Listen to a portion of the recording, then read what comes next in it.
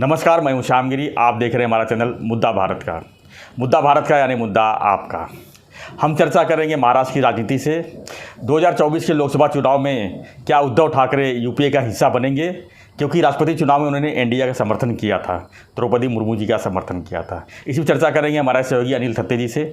थत्ते जी, बताइए कि उद्धव ठाकरे जी 2024 लोकसभा चुनाव में क्या यूपीए का हिस्सा रहेंगे? सर, कैसे ना, एक मानसिक आजार है, रोग को क्या बोलते हैं? मनोरोग। हाँ, मनोरोग है वो। सिजोफ्रेनिया बोलते हैं उसको। क्या बोलते हैं? सिजोफ्रेनिया। मतलब द्विधा। सर, शिवसेना ने, असल में उद्धव जी ने बोलना चाहिए, शिवसेना अभी उद्धव जी के परे है नहीं कुछ। उद्धव जी ने एनडीए की उम्मीदवार द्रौपदी जी को राष्ट्रपति पद के लिए सपोर्ट किया जी। उसी उद्धव जी ने, उसी शिवसेना ने उपराष्ट्रीय पद के लिए मार्गारेट अलवा को सपोर्ट किया। अब ये क्या बात हो गई? एक जगह एनडीए, एक जगह यूपीए। एक जगह आप एनडीए को सपोर्ट कर रहे हैं, एक जगह यूपीए वाले मार्गारेट अलवा को सपोर्ट कर रहे हैं। उसमें भी आपके कुछ लोग आए नहीं वोटिंग के लिए, वो छोड़ो। मगर ये ऐसा दिखाता है कि आपकी मनस्थिति जो है वो सिर्फ द्विविधा में नहीं, सिजोफ्रेनिक हो गई है कि आपको पता नहीं चल रहा है इधर जाऊं या उधर जाऊं। ऐसी हालत है आपकी और कुछ सूझ नहीं रहा है और आप कन्फ्यूजन में हैं। नेता को नहीं कन्फ्यूजन में होना चाहिए कभी। नेता का माइंड क्लियर कट होना चाहिए। द्रौपदी जी को सपोर्ट किया तो फिर इनको भी सपोर्ट करना चाहिए, एनडीए के उम्मीदवार को। मार्गारेट अलवा के पीछे नहीं जाना चाहिए। बिल्कुल। अगर मार्गारेट अलवा को उपराष्ट्रपति के लिए करना था तो अपने इनको भी करना था, यशवंत सिन्हा को भी करना चाहिए था, पर वो नहीं किया। और इनके वोट से कोई फर्क पड़ने वाला भी नहीं था। वो तो तुम्हारी राजनीति सिद्ध होती कि भाई नहीं, हम लोग आपके साथ हैं। अभी कांग्रेस नाराज हो गई आपके ऊपर और अपोजिशन वाले बोले ये कैसे उद्धव जी है, एक पाँव इधर एनडीए में रख के राष्ट्रपति को, दूसरा पाँव इधर रख के उपराष्ट्रपति को, ऐसा कैसे? वो गलत मैसेज पूरे देश भर में गया। या तो इनको इनडिसीजन, जो उनका खासियत रहा पूरे कार्यकाल में, इनडिसीजन, निर्णय नहीं लेना, ये उनकी खासियत रही। तो अभी देखो कैसे उनके शिवसेना के जो मूव्स है पॉलिटिकल, वैसे एक के पीछे एक गलत होते जा रहे हैं। अभी उन्होंने विधान परिषद महाराष्ट्र, वहाँ पे विरोधी पक्ष नेता का पद दानवे को, अंबादास दानवे को दे दिया। उनके 12 लोग हैं अभी, कांग्रेस के 10 हैं और राष्ट्रवादी के 10 हैं।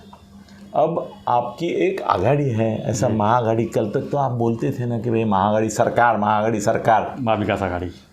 तो उपसभापति जी नीलम गोरे जी आदरणीय व्यक्तिमत्व हैं, उनके माध्यम से जब आपने उसको अपॉइंट भी कर दिया तो आपको इतनी भी सौजन्य कर्टसी नहीं हुई कि आप कांग्रेस वालों को, नाना पटोले को बोलते कि भाई हम चाहते हैं कि अंबादास जी को हम विरोधी पक्ष नेता बनाना चाहते हैं, आपकी भी सहमति हमें चाहिए। राष्ट्रवादी में जयंत पाटिल को, सुप्रिया सुळे को, अजीत दादा को या पवार साहब को बोलते हैं कि भाई हम अंबादास जी, हमारे पास कोई पोजीशन ही नहीं है अभी। महाराष्ट्र में कोई लाल बत्ती की गाड़ी भी नहीं है, कम से कम हमारा एक आदमी तो घूमेगा इधर उधर, उसको इम्पोर्टेंस मिलेगा, वो बोलेगा कुछ तो उसकी न्यूज़ तो बनेगी। अभी हम संजय जाने के बाद हमारे पास न्यूज़ मेकर ही नहीं रहा। सर, पवार साहब को अगर ये पूछते तो पवार साहब का भी अभी तक संबंध टूटा नहीं है, टूटने वाला है। वो कैसे, वो इसका अलग वीडियो बनने वाला है, मगर अभी टूटा नहीं है ना, अभी साथ में है ना। तो इतनी कड़सी नहीं दिखाई। अब क्या हो गया भाई? कांग्रेस के नाना पटोले ने बोला कि हमको तो पूछा ही नहीं, ऐसी अपॉइंटमेंट डायरेक्ट हमने पेपर में ही पढ़ा कि उनके appointment leader of the opposition हो गई। जयंत पाटील ने भी बोला, राष्ट्रवादी के अध्यक्ष, आम्हाला विचारलं असतं तर बरं झालं असतं, आम्ही होच म्हणालो असतो। मगर बिना पूछे वो गांव में बोलते हैं। सर, बिना पूछे तो उन्होंने मुख्यमंत्री पद से रिजाइन भी दे दिया। हाँ, वो भी वो मतलब अभी क्या बोले सर, गांव में ऐसा मैंने सुना है, गांव के आपके लड़के जो है उत्तर भारत के, कुछ मेरे यहाँ इधर उधर काम करते हैं, वो बोलते हैं कि सर शादी के लिए जा रहा हूँ। अच्छा, किसकी शादी है? सर मेरी शादी है। अरे तू तो मेरे साथ है, कितने दिन से मैं देख रहा हूँ। बोला हाँ ना, गांव में शादी तय हुई है। मतलब वो बोले माँ बाप ने पसंद कर दी, अब मैं जा रहा हूँ, जाके शादी करूँगा। मैं बोला तेरा कोई मत, तेरा कोई मत विचार विचार में कुछ नहीं बोले हमारे इसमें वो ये नहीं है पता। माँ बाप करते हैं तय, हम जाके माला डाल देते, वो पत्नी हो जाती है। ये क्या ऐसा तरीका है क्या कि अंबाधीश जी दानवे को आपने चुन के विरोधी पक्ष नेता विधान परिषद बना भी दिया और ये इन दोनों को पूछा तक नहीं।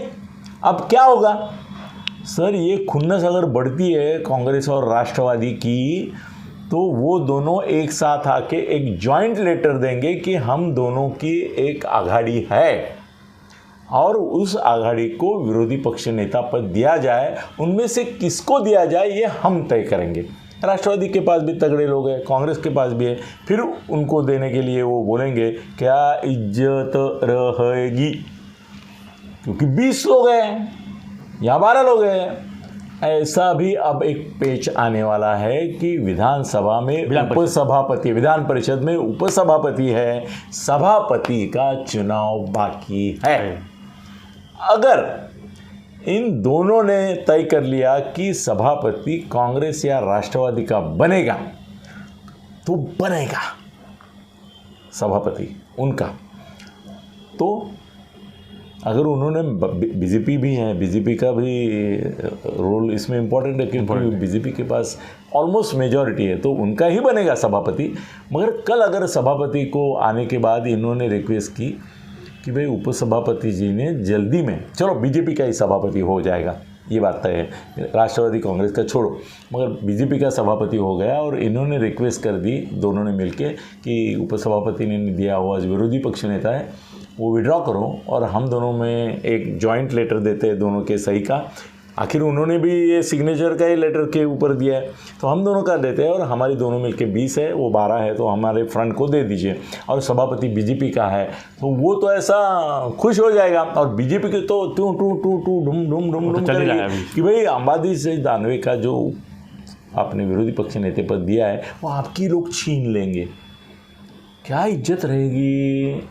वो दानवे आपके नेता है ना, बड़े नेता है ना औरंगाबाद के, उनकी इज्जत नहीं रखनी चाहिए।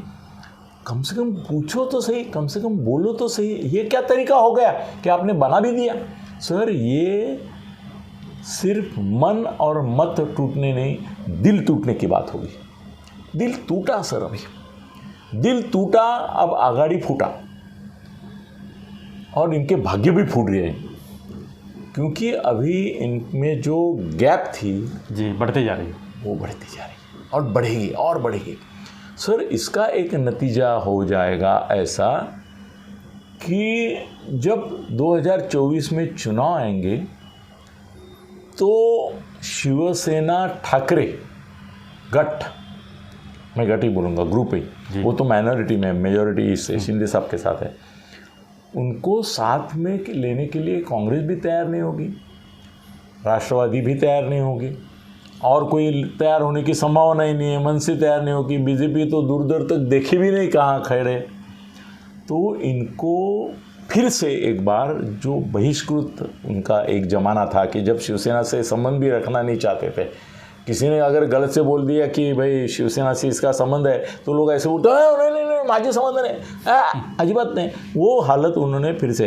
तो हम 2024 में मैं ये देख रहा हूँ कि एनडीए का तो सवाल ही नहीं है जी, भाजपा वाले यूपीए में भी अभी नहीं थे। हाँ ये यूपी में कभी नहीं गए। जब भी उनको सामना में कितने आग्रह लेके कि आप कांग्रेस और राष्ट्रवादी वाले हमको जवाब पूछने का आपको हक ही नहीं है क्योंकि हम यूपी में नहीं है। और जब इन्होंने, संजय राउत ने, अपने जिगरी दोस्त संजय राउत ने ये बोला कि शरद पवार को यूपीए का चेयरमैन बनाओ, तो टूट पड़े कांग्रेस वाले महाराष्ट्र के और देश के कि भाई तुम तो यूपीए में है नहीं और तुम क्यों सलाह दे रहे कि शरद पवार को यूपीए का अध्यक्ष, पहले यूपीए में तो बिना यूपी में आए हुए आप हमको सलाह दे रहे क्यों, किसको बनाए, हम तय करेंगे, आपको अधिकार ही नहीं है।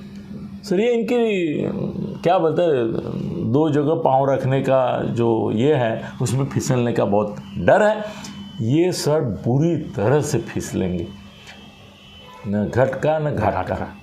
सर ना यूपीए इनको साथ में लेगी एनडीए साथ में लेने का सवाल अभी ख़त्म हो गया है। तो बहुत अकेला ऐसा लड़ना पड़ेगा। और अभी 48 में उनके 18 थे सर। अगर ये कांग्रेस भी नहीं साथ में, 18 में से 12 ये तो भी गए। नहीं, हाँ 12 तो गए, मगर सर अभी आंकड़े के लिए बोले 18 थे सर। शायद जैसे राष्ट्रवादी के आते हैं ना 3 या 5, उतने भी नहीं आएंगे इनके, शायद हाँ 3 या 5 आ सकते, 3 ही, मतलब 18 से डायरेक्ट 3। तो सर उनका भविष्य खतरे में है। हम किसी दूसरे को दोष देना नहीं चाहिए, कांग्रेस को भी नहीं, राष्ट्रवादी को नहीं। दोष देना है तो उद्धव जी को देना पड़ेगा। उद्धव जी, ये डबल गेम नहीं चलेगा भाई, आपको कोई एक पकड़ना पड़ेगा, एक उसके नाव साथ पे, रहना। कोई एक नाव। यस, धन्यवाद सर। धन्यवाद थत्ते जी। तो ये रहा थत्ते जी का उद्धव जी के ऊपर विश्लेषण। आपको हमारा वीडियो कैसा लगा हमें जरूर कमेंट बॉक्स में लिखिए। वीडियो पसंद आए तो लाइक शेयर सब्सक्राइब करना ना भूलें। देश भर की राजनीतिक खबरों चर्चा के लिए देखते रहिए हमारा चैनल मुद्दा भारत का।